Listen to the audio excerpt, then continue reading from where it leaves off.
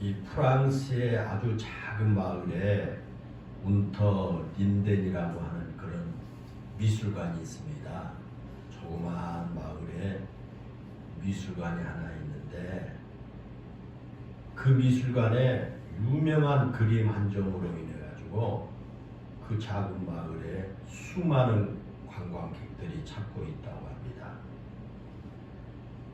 그 그림의 특징은 그 십자가에 달리신 예수님께서 전염병에 감염돼서 고통스러워하고 있는 그런 모습입니다. 십자가에 달리신 예수님의 몸에 검붉은 점과 괴사당한 발 등에 검붉은 점이 있습니다. 일반적으로 그 중세 시대의 그 성당에서는 제단화나 그를 알지 못한 성도들에게 교훈을 전달하거나 헌신을 이끌어내고 신앙심을 고취시켰습니다.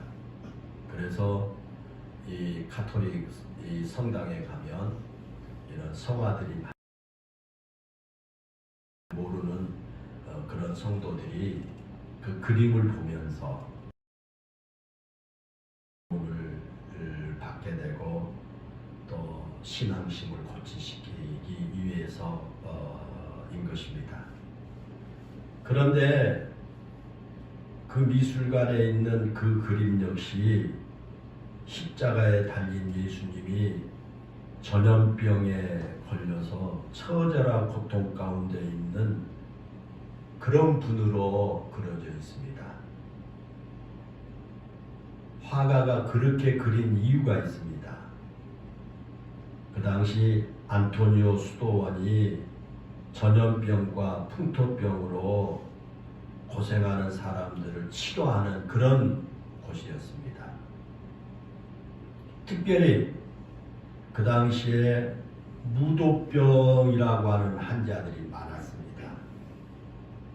이 무도병이라고 하는 병은 이 곡식에 있는 그 곰팡이균에 의해서 걸리는 병인데, 곰팡이가 혈관을 수축시켜서 혈액의 이동을 방해합니다. 그래서 손발은 물론이고 얼굴마저 검게 변하게 되고요. 불에 탄 것처럼 고통을 느끼다가 괴사에 이르게 된다고 합니다. 그 무도병에 걸리면 심한 경련으로 인해서 몸이 막 뒤틀리면서 잠시도 가만히 있지 못하고요. 막 움직일 뿐만 아니라 알 수 없는 말을 중얼거리기도 합니다. 막 헛말을 한다고 그러죠. 막 아프니까. 그리고 대낮에도 고통을 이기지 못해서 거리로 뛰쳐나와가지고 막 춤을 춘다는 것 때문에 그래서 무도병이다 그렇게 불리게 된 것입니다. 때로는 고통으로 인해서 밤새도록 춤을 춘 것처럼 움직이는데, 그렇게 쉴 새 없이 움직이다가 발가락에 괴사가 오고 심한 경우에는요 심장 박동이 멈춰서 죽음에 이르기도 했습니다.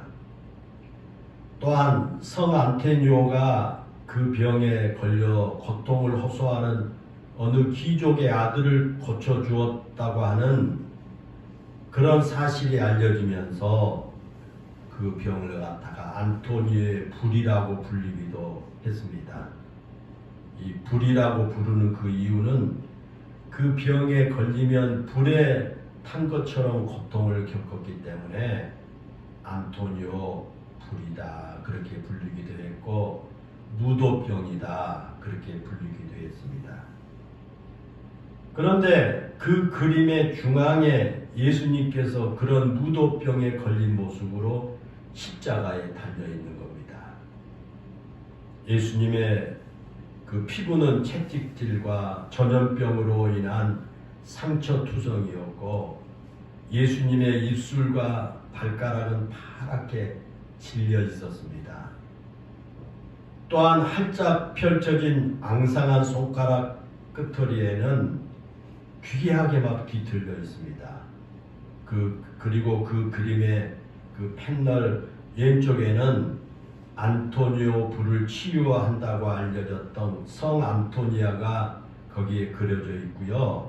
패널 오른쪽에는 전염병을 막아주는 수호 성인인 성 세바스찬이 거기에 또 한쪽에 그려져 있습니다. 그리고 십자가 왼쪽 옆에는 십자가를 바라보면서 쓰러지는 그 예수님의 어머니 마리아와 그 마리아를 부축하는 제자 세례 요한, 그리고 비통한 모습으로 절규하는 막달라 마리아가 그 예수님 옆에 그려져 있습니다. 또한 반대편에는 세례 요한이 손가락으로 그 예수님을 가리키면서 그 뒤에 그는 흥해야 하겠고 라고 하는 요한복음 3장 30절 말씀이 라틴어로 쓰여져 있습니다. 그리고 그 그림을 보는 사람들에게 그리스도는 페스트와 성 안토니오 불에 희생되어 너와 함께 고통을 받고 있단다. 그리스도의 몸도 너의 몸과 똑같이 망가졌으니 그분은 너의 아픔을 이해하신단다. 너는 결코 혼자가 아니다. 라고 말하고 있습니다. 무도병으로 인해서 불에 타는 듯한 고통을 겪고 있는 환자들이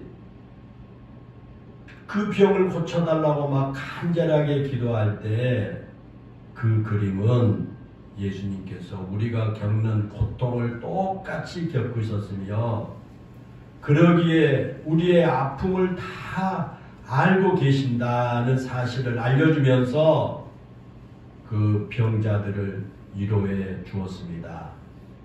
16세기에도 무도병으로 인해서 고통을 당한 사람들이 치료받기 위해서 그 성당에 찾아오면 먼저 그 환자에게 신선한 빵과 와인을 주고 난 후에 성 안토니오 우물로 이제에서 꺼낸 그런 약초를 준 후에 환자를 성가대석으로 데리고 가서 그들과 똑같은 고통을 겪은 예수님을 바라보면서 묵상을 하라가는 처방을 해 주었다고 합니다. 그러면 그 환자들이 그 그림을 보면서 예수님께서 자신의 고통을 이해하시고 있음을 느끼고 큰 위로를 받고 힘을 얻었다라고 하는 그런 이야기입니다. 사랑하는 여러분, 그렇습니다. 예수님은 우리와 똑같은 고통을 겪으신 분입니다. 아니, 우리가 겪는 고통보다 더 큰 고통을 겪으셨기 때문에 우리가 어떤 고통 가운데 있든지 우리를 이해하시고 우리를 품어 주실 줄로 믿습니다. 히브리서 3장 1절에 보면 그러므로 함께 하늘의 부르심을 받은 거룩한 형제들아, 우리가 믿는 도리의 사도이시며 대제사장이신 예수님을 깊이 생각하라, 그렇게 말씀하고 있습니다. 거기에 보면 하나님의 부르심을 받은 거룩한 형제들에게 예수님을 깊이 생각하라, 예수님을 깊이 생각하라고 말씀합니다. 여기서 깊이 생각하라는 말은 관심을 가지고 주목해서 바라보며 깨달으라, 그런 말입니다. 건성으로 예수님 바라보지 말고 관심 가지고 주목해서 바라보면서 그 예수님께서 주시는 메시지를 깨달으라라는 말이에요. 여러분, 우리가 관심을 가지고 주목해서 바라봐야 할 예수님이 어떤 분입니까? 여러분이 오늘 또 관심을 가지고 바라보고 하나님의 전을 찾는 그 예수님이 어떤 분이시냐라는 말입니다. 그 예수님은 대제사장입니다. 구약 성경에서 이 대제사장들은 우리 인간의 연약함과 우리 인간의 죄를 가슴에 품고 지성소에 들어가서 하나님께 백성들을 대신해서 그 죄를 고하고요, 하나님으로부터 죄의 용서의 은혜를 받아서 백성들에게 선포하는 역할을 하는 사람들이 대제사장이었습니다. 구약의 대제사장은 1년에 단 하루 7월 10일 대속죄일에만 지성소에 들어갈 수 있었습니다. 다른 날은 못 들어갑니다. 그런데 히브리서에 보면 예수님을 구약의 대제사장이 아니라 영원한 대제사장이요, 오늘 본문에도 큰 대제사장이다, 그렇게 말씀하고 있습니다.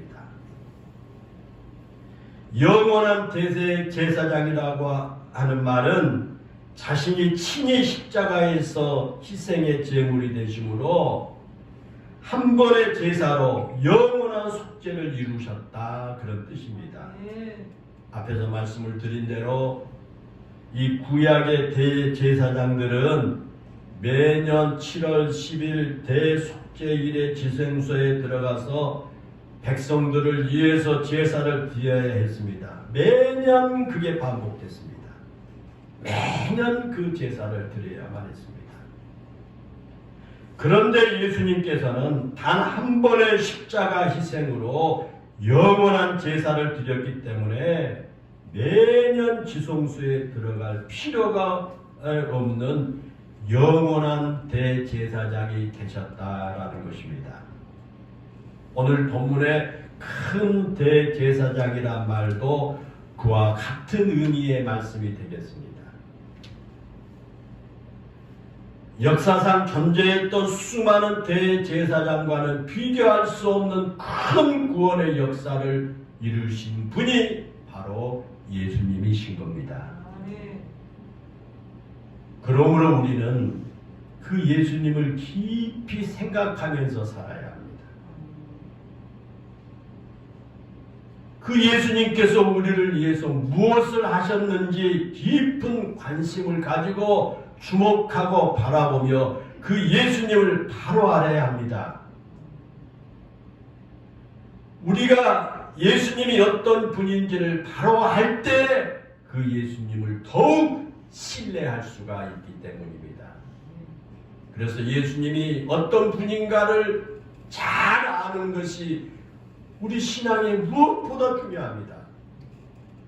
그래서 우리가 사도신경으로 우리의 신앙을 고백하지 않습니까? 왜 사도신경으로 우리의 신앙을 고백합니까? 사도신경의 내용이 무엇입니까?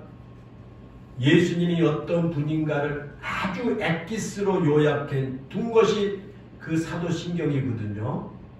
예수님이 어떻게 태어나셨고, 예수님이 무엇을 하셨고, 앞으로 예수님이 어떻게 하실 것인가 라고 하는 그런 아주 그 예수님에 대한 함축적으로 이렇게 해놓은 것이 사도신경이기 때문에 우리가 예수님을 깊이 생각하고 바로 알아야 되겠기에 여러분 예배 드릴 때마다 사도신경으로 우리의 신앙을 고백한 겁니다.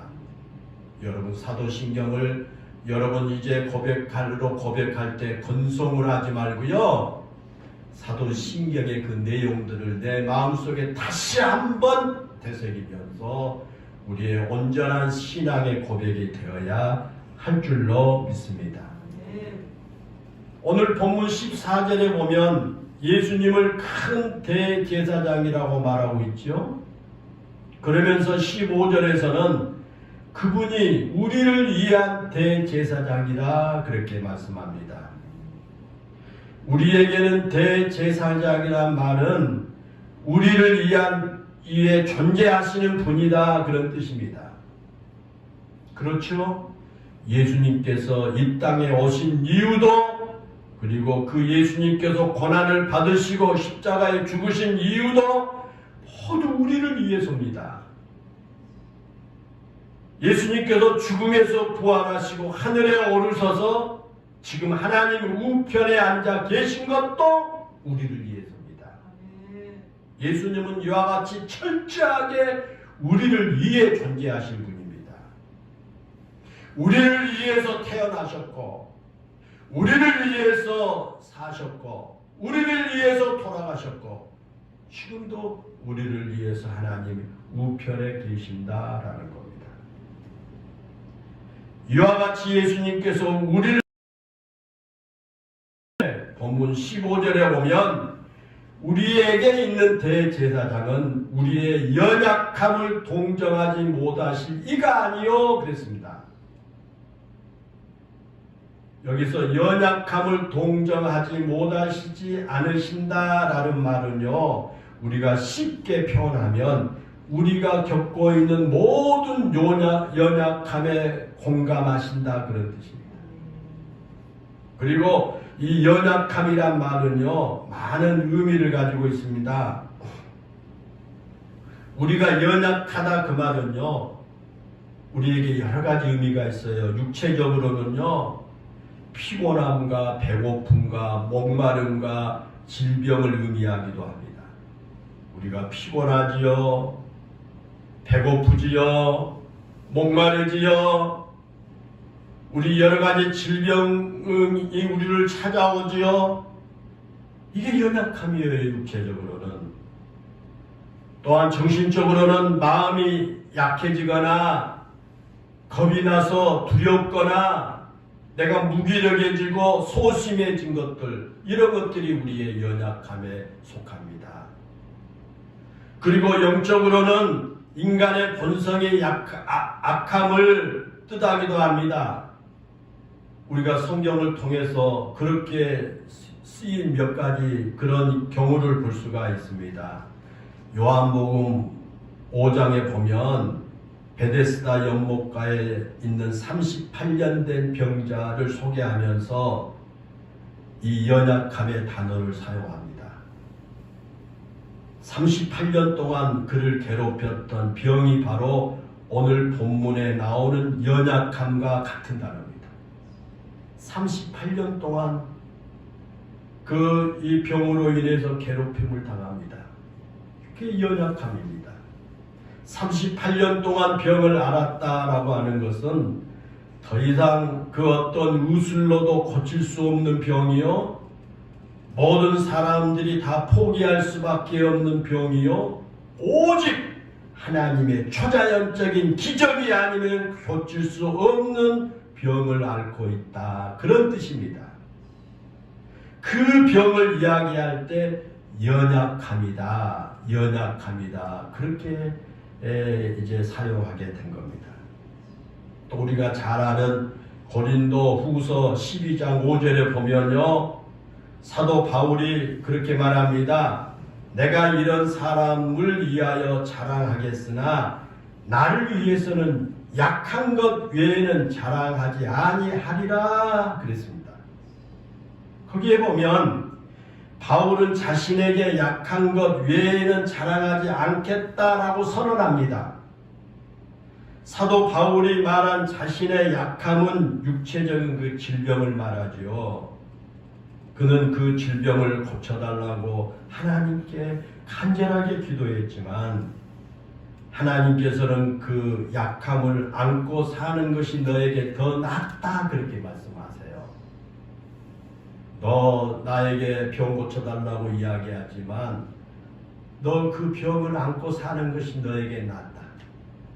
너의 그 약함을 안고 사는 것이 너에게 낫다. 왜냐하면 그 약함, 그 병을 통해서 그리스도의 능력이 온전해지기 때문입니다. 여러분 그렇습니다. 사도 바울은 자신의 육체의 약함을 가지고 있었습니다. 그것은 자신의 힘으로나 늘 자신 곁에 있었던 그 의사 누가의 의술로도 고칠 수 없는 육체의 가시였습니다. 그를 끝까지 붙잡고 있는 연약함이었습니다. 오직 하나님께서 고쳐 주셔야만 회복될 수 있는 그런 질병이었습니다. 사도 바울의 그 질병이 바로 그에게는 연약함이었습니다.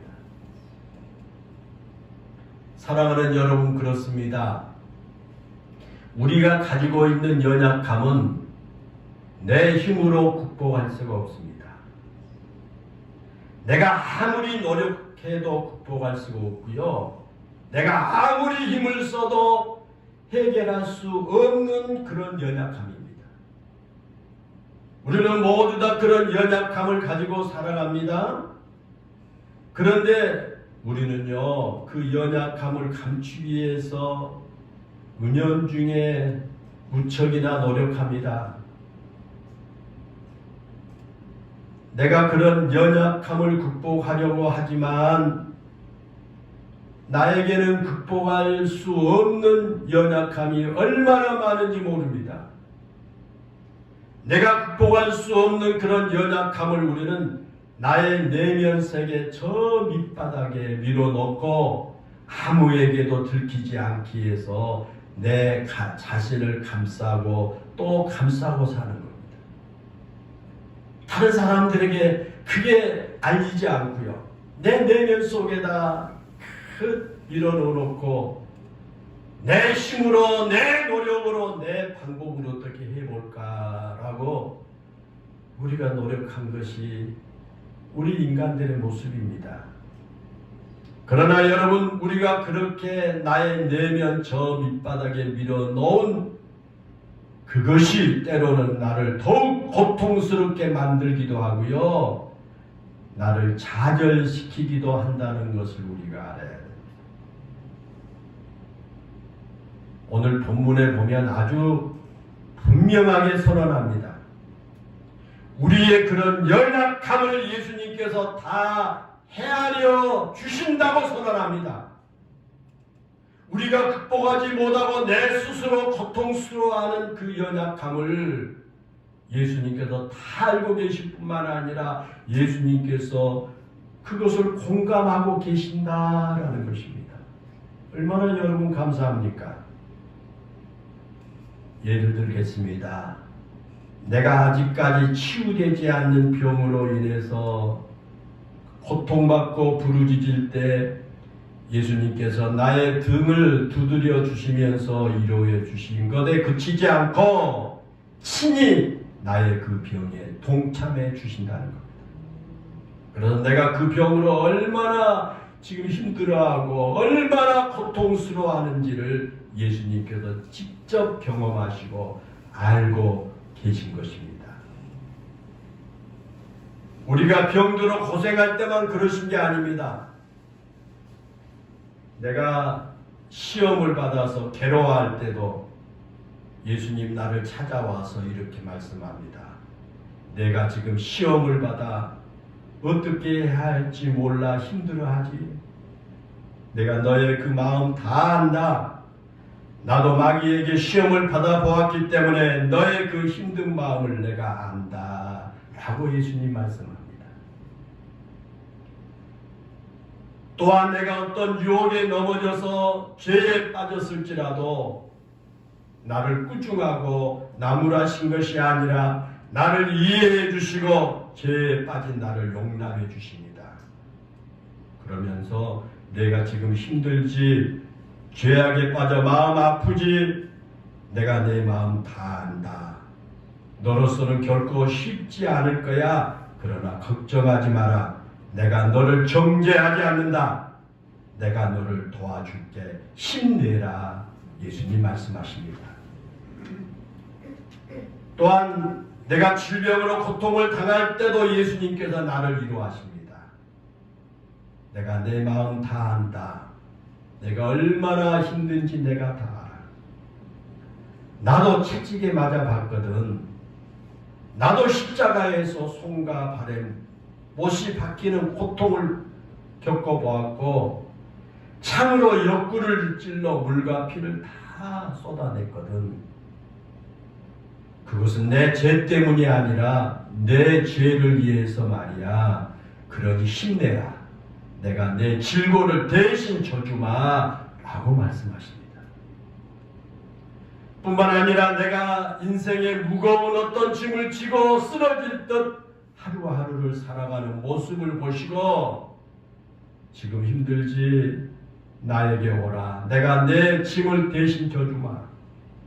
내 강한 어깨를 너에게 빌려주마. 나를 의지하라고 말씀하시면서 나에게 무거운 짐을 넉넉히 질 수 있는 힘을 주시고 나의 짐을 대신 져주신다라는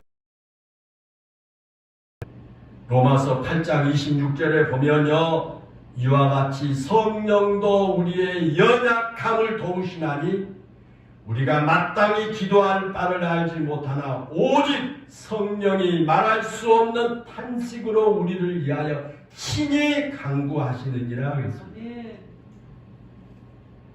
여러분, 때로는 우리가 무엇을 어떻게 기도해야 할지도 모릅니다. 나에게 분명히 문제가 있는데 내가 기도해야 되는데 내가 무엇을 어떻게 기도해야 할지 알지 못할 때가 있습니다. 어떻게 기도하는 것이 하나님의 마음에 맞는 것인지도 알지 못합니다. 그런데 성령께서 우리를 대신해서 친히 간구하심으로 하나님의 마음을 움직여서 우리를 돕게 하신다라는 것입니다. 하나님의 마음을 가장 잘 아시는 분이 성령님이죠. 성령이 하나님의 마음을 가장 잘 아십니다. 그런 성령의 도우심이 바로 대제사장이신 예수님의 도우심인 겁니다. 왜냐하면 성령은 곧 예수님의 영이시기 때문입니다. 여러분, 그렇습니다. 예수님께서 하나님 우편에서 우리를 위해 아버지 하나님께 간구하십니다. 예수님께서 지금도 하나님 우편에서 우리를 위해서 기도하십니다. 성령께서 말할 수 없는 탄식으로 우리를 위해 친히 간구하신 것처럼 예수님도 우리를 위해 간구하고 계신다는 것입니다. 예수님께서 하늘에 오르셔서 하나님 우편에 계신 것도 바로 우리를 위해 간구하기 위해서입니다. 때로는 우리가 죄를 지었을 때 하나님 우편에 계신 예수님께서 십자가에 못 박히신 자신의 손과 발을 하나님 아버지께 보이시면서 아버지, 아무개의 죄를 죄대로 벌하지 마시고요, 용서해 주십시오. 제가 그를 위해 대신 고난을 받았고요, 이렇게 십자가에 못 박혔지 않습니까? 제가 십자가에서 흘린 피로 그의 모든 죄값을 대신 치렀지 않습니까? 제가 그를 위해서 고난을 다 받고 피 흘려 대신 죽었으니 그를 용서해 주시고 그를 살려 주십시오 라고 기도하실 것입니다. 그렇게 우리를 위해 기도하신 예수님 덕분에 우리가 이 땅을 살아가면서 죄를 지어도 심판이나 벌을 받지 아니하고 용서를 받게 된 것입니다. 사랑하는 여러분, 예수님은 우리의 큰 대제사장입니다. 우리의 모든 죄와 허물을 대신 짊어지시고 십자가에서 우리를 대신하여 죽으신 분이 예수님입니다. 우리를 용서하시기 위해서 우리가 받아야 할 심판을 면제해 주시기 위해 십자가에 죽으신 겁니다. 그래서 우리가 어떤 형편에 있든지 우리를 다 이해하시고 용서하시고 우리를 품어주신 것입니다. 우리가 죄를 지었을 때나 우리가 하나님을 외면할 때나 우리가 무거운 짐을 지고 힘겨워할 때나 우리가 유혹을 받아서 마음이 괴로울 때도 예수님은 우리의 마음에 공감하시고 우리가 이길 수 있는 힘을 주실 줄로 믿습니다. 사랑하는 여러분, 우리는 그 예수님께 담대히 나아가야 합니다. 본문 16절에 보면 그러죠. 그러므로 우리는 궁일하심을 받고 때를 따라 돕는 은혜를 얻기 위하여 은혜 보좌 앞에 담대히 나아갈 것이니라 그랬습니다. 이 말씀은 우리가 어떤 형편에 있든지 우리의 큰 대제사장이신 예수님께서 우리를 궁일히 여겨주신다는 겁니다. 우리가 아무리 약하고 힘이 없을지라도 때를 따라 돕는 은혜를 베풀어 주신다라는 말씀입니다.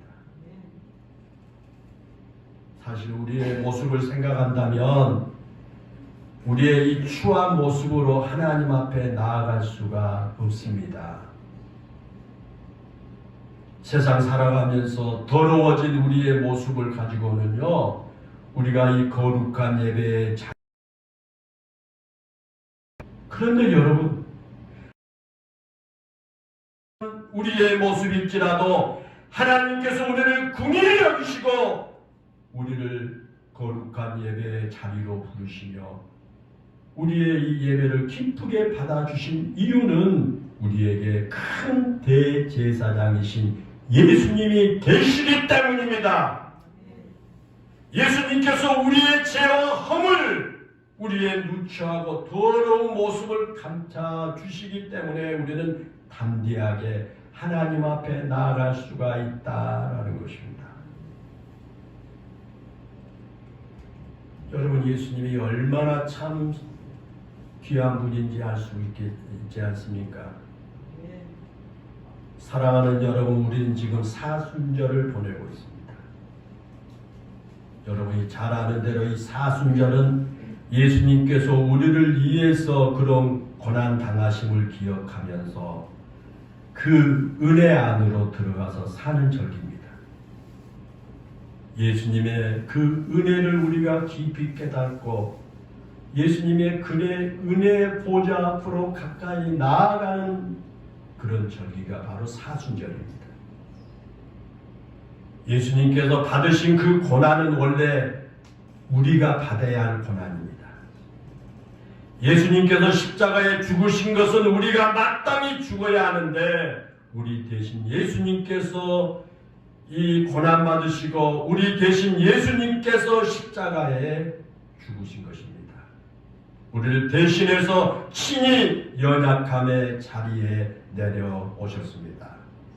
우리가 감내해야 할 그 연약함을 예수님께서 대신 짊어지신 겁니다.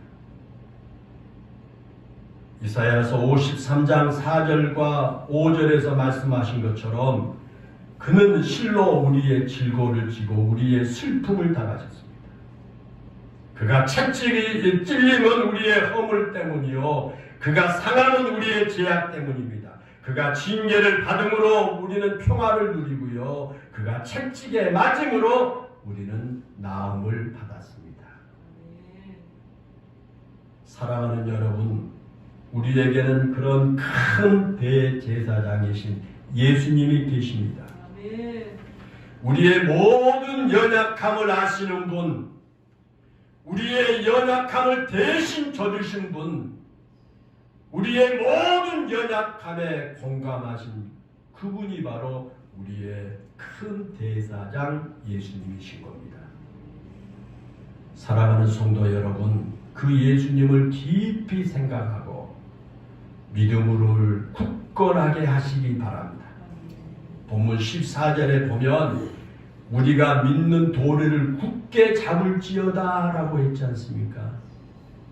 이것은 그 어떤 유혹에도 흔들리지 말라는 겁니다. 우리 예수님은 우리의 모든 형편을 다 아시는 분입니다. 나보다 나를 더 잘 아시는 분입니다. 그 예수님께 여러분의 자신을 온전히 맡기고 사시기를 바랍니다. 그러면 우리의 큰 대제사장이신 예수님께서 자신의 능력의 손으로 우리를 붙들어 주실 겁니다. 그리고 여러분의 모든 형편을 이해하시고 꾸짖지 아니하시고 여러분에게 새 힘을 주실 줄로 믿습니다. 기도하겠습니다. 은혜롭고 감사하신 아버지 하나님, 오늘 우리에게 하나님께서 주시는 말씀 우리 예수님께서 우리의 큰 대제사장이시다 라고 하는 말씀의 의미를 우리 영일교회 모든 성도들이 다 깨닫게 하여 주옵소서.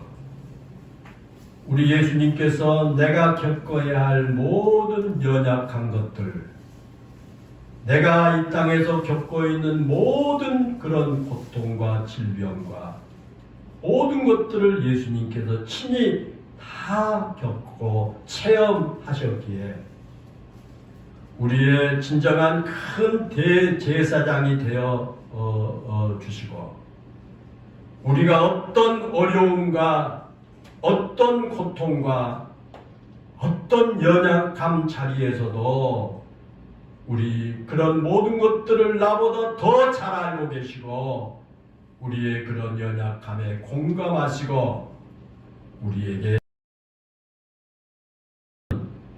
그런 우리 예수님을 우리 모두가 잊지 않고 기억하게 하여 주옵시기를 원합니다.